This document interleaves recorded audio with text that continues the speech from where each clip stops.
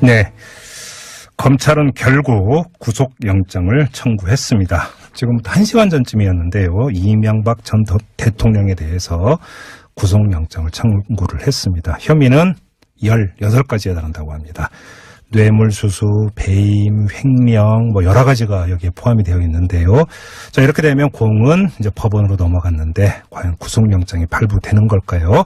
자, 이 문제 지금부터 자세히 한번 알아보겠습니다. 최강욱 변호사 연결하죠. 여보세요. 예, 안녕하세요. 예, 안녕하세요, 변호사님. 예, 예. 당연한 귀결이라고 보십니까? 그럼요. 만시지탄 사필 규정이 딱 들어맞는 것 같은데요. 그렇게 판단하시는 근거를 좀 말씀해 주십시오. 일단 구속영장이 청구돼야 하는, 그러니까 검찰의 수사 결과가 언론을 통해서 일부 알려졌지만, 예. 범죄의 중대성이라는 측면에서 굉장히 심각하고요. 네. 그다음에 본인이 사실관계 일체를 지금 부인하다시피 하고 있지 않습니까? 네네. 1억 원 정도 인정했다고 하는데 그것도 사실상 내용은 지금 부인하고 있는 거고요. 예. 그러면 증거인멸의 우려가 있다고 봐야 되는 것이고, 형사사법의 기본 원칙에 의하면 당연히 구속영장을 청구했어야 되는 겁니다. 그렇죠. 자, 이러면 공이 법원으로 넘어갔는데 영장 발부 여부는 어떻게 전망을 하세요? 예, 저는 발부될 거라고 확신합니다. 그럼 확신의 근거도 말씀해 주시는 똑같은 이유입니까? 지금 말씀하신 바로? 네, 그렇습니다. 기본적으로 구속영장 발부의 요건을 충족하고 있고요. 예. 그다음에 법원이 영장을 심사하는 데 있어서 네. 가장 중점적으로 들여다보는 것은 범죄 혐의가 어느 정도 소명되고 있느냐라는 걸 우선적으로 보죠. 예. 그런데 지금 저희가 쭉 보도를 통해서 접했습니다만은 측근이나 핵심 신복들이 전부 자수서를 제출하는 형태로 본인의 잘못을 인정하고 또 이제 다스의 실소유주 등 기타 문제의 모든 것이 다 이명박 씨가 주범이다라는 진술을 다 한 상태입니다. 오늘 오후에는 사위까지 자수서 냈다는 보도가 있더라고요. 아, 그렇습니까? 그건 네. 못 봤는데, 예. 5억 원. 자수서라고 하는 거는 범행을 인정하는 사람이 내는 거거든요. 그러니까요. 그러니까, 예, 나도 범인이다. 그런데 내가 혼자 한 게 아니라 주범이 시켜서 했다. 이 얘기를 한 겁니다. 5억 원 전달됐다는 의혹 있지 않았습니까? 네. 이거에 대해서 이명박 전 대통령 측에 전달을 했다라는 자수서를 제출을 한 것으로. 그러니까 피의자로 입건된 후에 자수서를 사유가 냈다는 이런 보도가 오늘 있었습니다. 네. 이렇게 그러니까 되어버리면 재판에서 또 여러 가지 영향을 미친다고 봐야 되겠죠, 그러면? 법원 입장에서 볼 때야, 예. 형, 조카, 아들, 사위, 또 부인까지 관련이 돼 있는데, 예. 대부분의 사람들이 지금 다 인정을 하고 있단 말입니다. 예. 범죄 혐의는 소명된 거고요. 예. 그 다음에 피의자의 태도가 어떤가를 봐야 되는데, 네. 그럼에도 불구하고 전면 부인을 하고 있기 때문에 이거는 범죄의 중대성에 비추어 볼 때 증거인멸의 우려가 심각하다. 예. 이렇게 해서 영장을 발부하는데 논리적으로 변함이 없을 것 같습니다. 하나만 더 여쭤보죠. 부인 김윤옥 여사에 대한 조사도 불가피하다고 보시는 거고요. 그럼요, 예. 왜냐하면 지금 돈을 전달받은 사람이 김윤옥 씨라는 점을 사위가 얘기한 거 아닙니까, 그것도? 예, 예. 예. 그리고 돈을 준 사람도 그쪽에 요구해서 줬다는 거를 진술을 했고요. 네. 그 다음에 그 용처가 어디인지에 대해서 지금 이명박 씨가 얘기를 했는데 그 부분하고 지금 맞지 않다는 객관적인 정황이 좀 있는 것 같습니다. 예. 그럼 그거는 당연히 받았다고 지목된 본인을 불러서 확인을 해야 될 일인 거죠. 근데 지금 여기서 이건 사법적인 부분이 아니라 어찌 보면 정치적인 질문이 될 수도 있는데요. 지금 김윤옥 여사와 관련된 의혹이 한두 가지가 아닌데. 그렇죠. 네. 지금 보도에 나오고 있는 의혹이 만약에 검찰이 사실로 판단을 했다면 그냥 넘어갈 수도 없고요. 그러니까 그럼요. 구속 불구속을 떠나서 기소하지 않을 수가 없는데 또 한편으로는 그러면 이명박 전 대통령 기소하면서 부인까지 기소하느냐 또 이런 이야기도 나올 수 있을 것 같고 어떻게 이건 이야기해야 되는 겁니까? 구속을 할 때는 부부 간에 동시에 구속하는 거를 좀 피하는 일종의 검찰 내부의 관행이 있습니다. 예. 네. 예. 기소하는 부분에 있어서는 불구속 기소는 충분히 가능한 상황이고요. 예. 그 다음에 피의자로 입건이 된다면 그 진술하는 분의 태도가 어떤 것이냐에 따라서 검찰도 입장을 정하겠죠. 예. 그러니까 어느 정도 인정하고 수사에 협조한다면 기소 여부를 다시 한번 생각해 보는 것도 있을 수 있겠지만 네. 그렇지 않고 남편처럼 전면 부인으로 일관하면 역시 기소를 해서 법원의 판단을 받을 수밖에 없는 거죠. 그럼 검찰이 선택의 여지를 아예 김윤옥 여사가 뺏어버리는 거네요. 만약에 부인하고 이런다면. 예, 그렇습니다. 아들 시영 씨는 어떻게 될까요, 변호사님? 아들은 아무래도 적극적으로 범행에 나서서 네. 뭘 주도한 바는 없기 때문에요. 예. 기소 여부나 구속 여부에 대해서 신중하게 판단을 하겠지만, 네. 그런데 제가 지금 전에 나오는 여러 얘기를 들어보면 이게 최소한 방조범 내지 공범으로서 역할한 지점들은 분명히 있는 것 같습니다. 네네. 그래서 그 부분에 대해서는 조사가 어느 정도 이루어졌는지를 모르겠는데 만약에 그 부분도 확인이 된다면 교과서적으로는 기소가 함께 돼야지 맞습니다. 아니 그러니까 엊그제 나온 뉴스 하나만 가지고 이야기를 하더라도 큰아버지가 되는 거죠. 이상은 회장. 네. 이상은 회장의 그 통장 가져오라 해가지고 그 배당금을 받아서 자기 전세금으로 썼다는 거 아닙니까? 수억 원을. 그렇죠. 네네. 또 그 부분에 대해서 네. 아버지는 나는 모르는 일이고 우리 형하고 아들 사이에 있었던 일이다. 회사 안에서 예. 지금 진술을 했다는 거잖아요. 예예. 그러니까 그 부분은 본인은 이제 그거에까지 어떤 공범으로 엮이고 싶지 않아서 그렇게 얘기를 했을 것 같은데 예. 그 이시영 씨 입장에서는 본래 이상은 회장 명의로 돼 있는 통장에 들어가는 배당금은 예. 우리 아버지 거니까 통장을 나한테 달라. 그렇게 하고 자기 마음대로 쓴 거 아닙니까? 예. 그러니까 이거는 최소한을 보더라도 증여인데 세금을 전혀 안 내고 10억이 넘는 돈을 그냥 썼다는 거거든요. 예. 그러면 기본적으로 조세 포탈에 해당이 되는 거고요. 그다음에 이게 뭐 100불을 양보해서 이상은 씨 돈이 맞다. 라고 치더라도 그럼 남의 돈을 갖다가 왜 함부로 쓰느냐 이거는 명백한 업무상 횡령이거든요. 예. 그러니까 법률적으로도 상당히 이시영 씨도 곤란한 상황에 있는 거고요. 단지 그것이 누구하고 어느 정도 공범관계가 되느냐의 문제만 남은 것이지. 예. 교과서적으로는 이시영 씨도 피의자로 입건돼서 그 처벌받는 게 맞습니다. 아까 말씀드렸던 사위도 지금 피의자로 입건된 상태라고 제가 들었는데. 네. 그럼 경우에 따라서 직계거주기 도대체 몇 명이 기소가 될 수 있다는 이야기가 됩니까, 이러면? 그러게 말입니다. 이런 경우 보셨어요, 변호사님? 그러게 말입니다. 이게 일가족이 이렇게 총동원 돼가지고 범죄에 관여되고 또 서로의 입장이 다르고 저는 과거의 사례 중에 떠올렸던 게 노태우 씨가 대통령 임기가 끝나고 나서 내 비자금을 동생한테 맡겨놨었다. 아, 예. 예, 근데 동생 노재우 씨는 그런 적 없다 해가지고 두 분이 서로 소송한 적이 있었죠. 예. 아, 맞아요. 예. 예, 근데 그때도 둘이 다 무슨 뭐 입건돼가지고 구속되고 처벌받고 돈 문제로 그러지는 않았던 것 같은데 이번 일은 참 하여튼 세계적으로도 잘 없는 일일 것 같습니다. 아니, 그 제 기억에 전두환 그 전 대통령 뭐 동생 경환 씨, 형도 있었는데. 형 기환 씨. 예, 뭐 있었지만 그건 다 별건으로 따로따로 이제 그 사부 처리가 됐던 경우고. 독자적인 권력형 비리로 그분들은 다 따로따로 사법 처리가 된 거고요. 그러니까. 동시에 이렇게 수사가 이루어진 적은 없었죠. 제 기억에 이런 경우를 본 기억이 없어서 한번 질문을 드려봤는데. 예. 자, 재판에 넘겨진다고 가정을 하고요. 지금 주목해서 봐야 되는 게 지금 검찰이 영포빌딩 지하 2층을 압수수색을 해가지고 상당량의 문서를 확보를 했다는 거 아니겠습니까? 여기서 결정적인 물증이 많이 나왔다라는 건데 지금 이명박 전 대통령 측에서는 이거에 대해서 행정소송을 걸어놨단 말이죠. 그러니까 결국은 그 분석이 어떻게 나오고 있냐면 검찰이 부당한 방법으로 증거물을 입수했기 때문에 이건 증거로서 인정될 수 없다라고 재판에서 주장하기 위해서 행정소송까지 간 것 아니냐. 이런 분석이 나오고 있는데 이 지점을 어떻게 읽어야 되는 겁니까? 그러니까 워낙 이제 사실관계에 대해서 다투거나 변명할 여지가 없다 보니 그럴 때 법률가들이 조언하는 것은 이제 절차의 흠결을 문제 삼아라 조언을 하게 되거든요. 그러면은 이제 많이 들어보셨겠지만 유법 수집 증거. 네, 그렇죠. 는 배제한다는 법칙이 있지 않습니까? 독수독과 이론이라고 하는 그거죠, 그게. 네네. 거기에 기대서 이제 그 모양을 만들어 보려고 그런 법률적 시도를 한 것 같습니다. 그런데 검찰도 그러한 점을 예상해서 맨 처음에 이걸 압수해가지고 왔을 때 대통령 기록물에 해당하는지 여부를 먼저 판단을 했고요.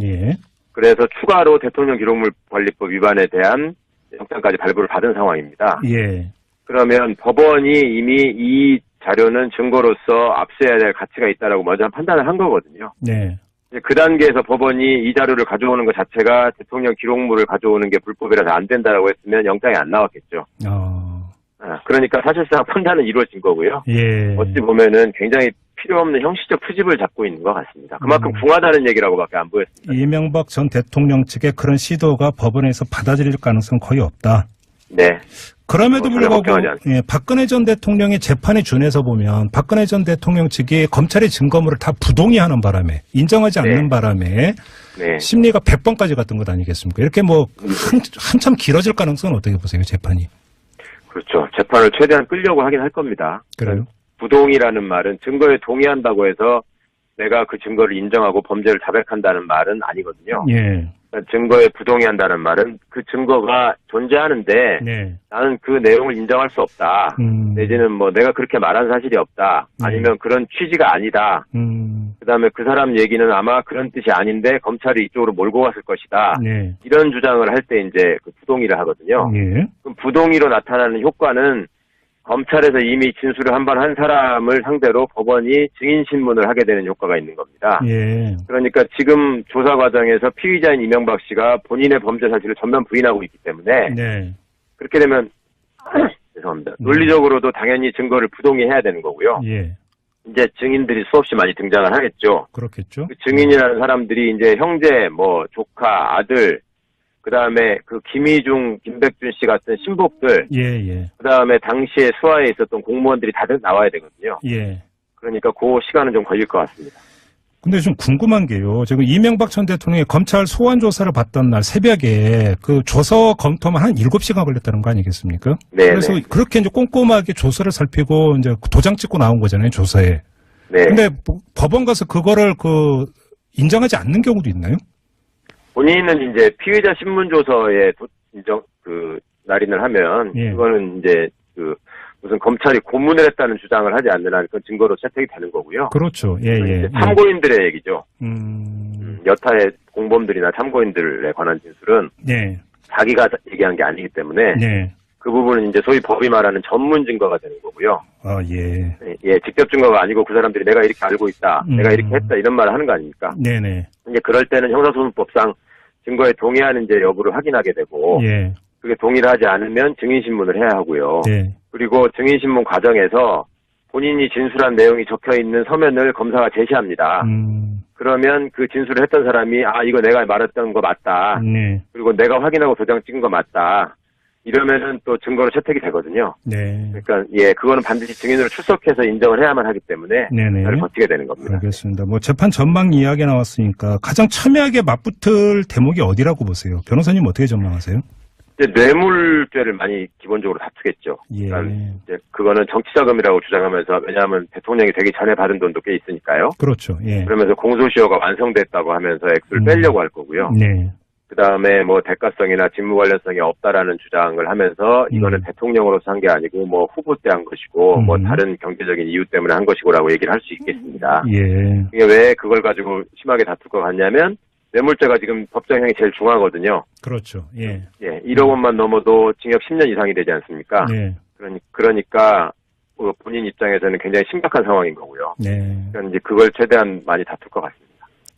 이건 단순하지 못한 근본적인 질문일 수도 있는데요. 지금까지 많은 국민들이 다스는 누구 겁니까? 물어본 거잖아요.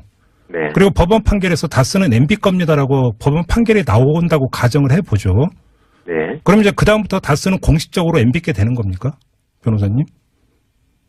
뭐 공식적으로 다스가 누구 거다라고 뭐 정해주는 거야 없겠지만 네. 법원이 그렇게 판단을 하면 법적인 판단으로 다스의 실소유주가 입증이 되는 거고요. 네. 실소유주라고 하는 게 법원이 판단이 중요한 이유는 뭐냐면 주식은 명의신탁으로, 그러니까 다른 사람 이름을 소유자를 적어놓는 게 인정이 되거든요. 부동산과 달리. 아, 그런가요? 예. 그러니까 부동산은 실명거래법이 채택된 이후에 네. 등기가 돼 있는 사람이 소유자잖아요. 네. 주식은 그렇지가 않거든요. 아. 그럴 때 법원이 그 판단을 하면 그건 공신력 있는 판단이 되고, 예. 다른 사건이나 재판에서도 그 사실관계를 전제로 이제 다 판단을 하는 거죠. 네. 그러니까 사실상 공공의 선언을 하는 효과가 있는 겁니다. 확정하는. 네. 그래요. 마지막으로 어떤 의원은 이렇게 주장을 하시던데요. 만약에 그 법원 판결에서 다스가 MB 것으로 확정이 된다면 네. 결과적으로 이명박 전 대통령은 2007년 대선 때 재선 허위 신고한 거 아니냐? 그렇죠. 네. 부정선거 아니냐 이렇게까지 주장을 하는데 어떻게 봐야 되는 겁니까? 그거는 이제 공직자 윤리법하고 기본적으로 관련이 있는 거라서요. 예. 예. 본인이 허위 사실을 얘기해가지고 그게 이제 선거의 당락에 영향을 미쳤다. 그러니까 상대 후보에 대한 허위 사실을 얘기하는 거는 비방이 돼서 선거법 위반이 돼서 부정선거로 해당이 되고 네. 당선 무효가 되기도 하는데요. 네. 자기가 자기 일에 대해서 거짓말하는 거는 그런가요? 네, 근데 하여튼 서울시장 때부터도 이미 재산 등록 대상자였고요. 네. 그 전에 국회의원 때부터 그랬기 때문에 이거는 뭐 공직자로서의 도덕적인 기반이 완벽하게 무너지는 거죠. 그러니까 어찌 보면 뭐 버스 지나간 다음에 쓸데없는 질문인 것 같지만 사실은 원칙적으로 또 짚어야 되는 것이기도 하기 때문에 한번 질문 드려봤습니다, 변호사님. 네. 알겠습니다. 말씀 여기까지 들을게요. 고맙습니다. 예, 감사합니다. 네, 지금까지 최강욱 변호사와 함께했습니다. 그렇죠. 자, 이러면 공이 법원으로 넘어갔는데 영장 발부 여부는 어떻게 전망을 하세요? 예, 저는 뭐 발부될 거라고 확신합니다. 그럼 확신의 근거도 말씀해 주시는 똑같은 이유입니까? 지금 말씀하신 바로? 네, 그렇습니다. 기본적으로 구속영장 발부의 요건을 충족하고 있고요. 예. 그다음에 법원이 영장을 심사하는 데 있어서 네. 가장 중점적으로 들여다보는 것은 범죄 혐의가 어느 정도 소명되고 있느냐라는 걸 우선적으로 보죠. 예. 그런데 지금 저희가 쭉 그 보도를 통해서 접했습니다만은 측근이나 핵심 신복들이 전부 자수서를 제출하는 형태로 본인의 잘못을 인정하고 또 이제 다스의 실소유주 등 기타 문제의 모든 것이 다 이명박 씨가 주범이다라는 진술을 다 한 상태입니다. 오늘 오후에는 사위까지 자수서 냈다는 보도가 있더라고요. 아, 그렇습니까? 그건 네. 못 봤는데, 예.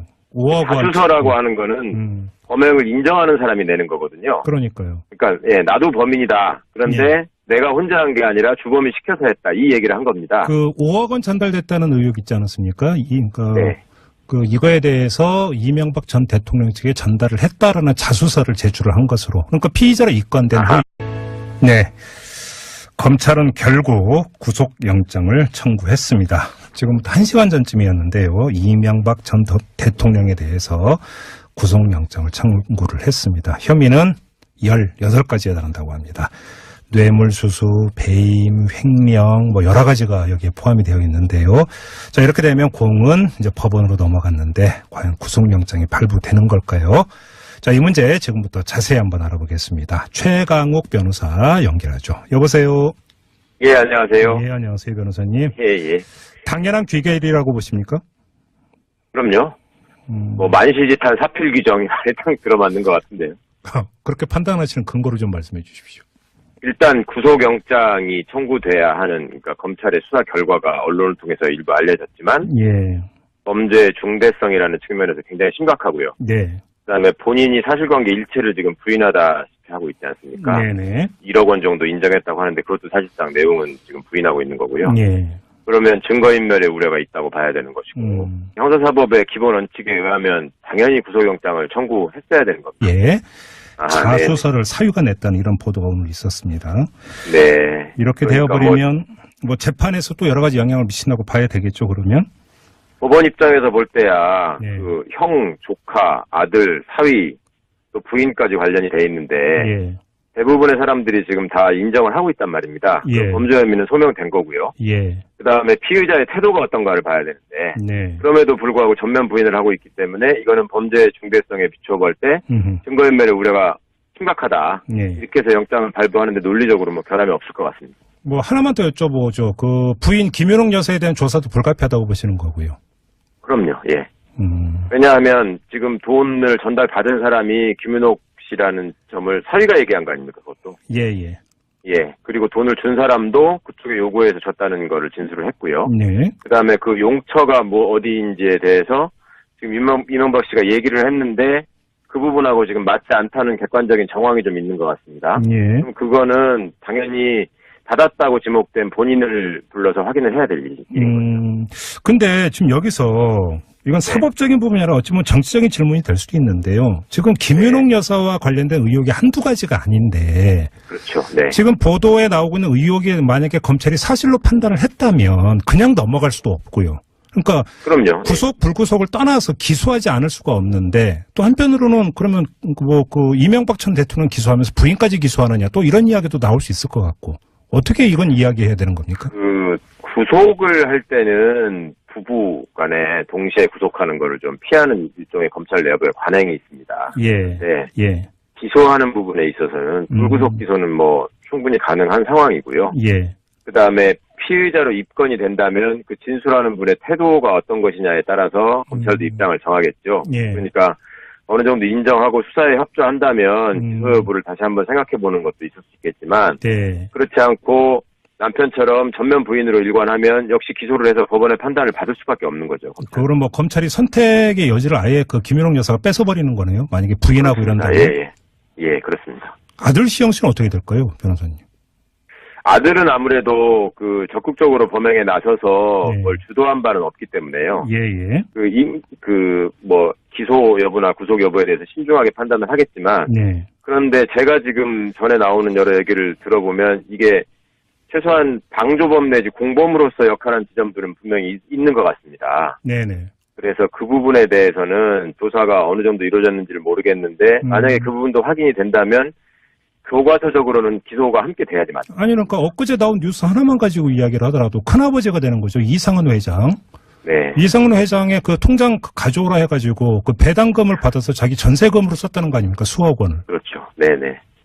또 그 부분에 대해서 네. 아버지는 나는 모르는 일이고 우리 형하고 아들 사이에 있었던 일이다. 회사 안에서 예. 지금 진술을 했다는 거잖아요. 예. 그러니까 그 부분은 본인은 이제 그거에까지 어떤 공범으로 엮이고 싶지 않아서 그렇게 얘기를 했을 것 같은데, 예. 그 이시영 씨 입장에서는 본래 이상은 회장 명의로 돼 있는 통장에 들어가는 배당금은 예. 우리 아버지 거니까 통장을 나한테 달라. 그렇게 하고 자기 마음대로 쓴 거 아닙니까? 예. 그러니까 이거는 최소한을 보더라도 증여인데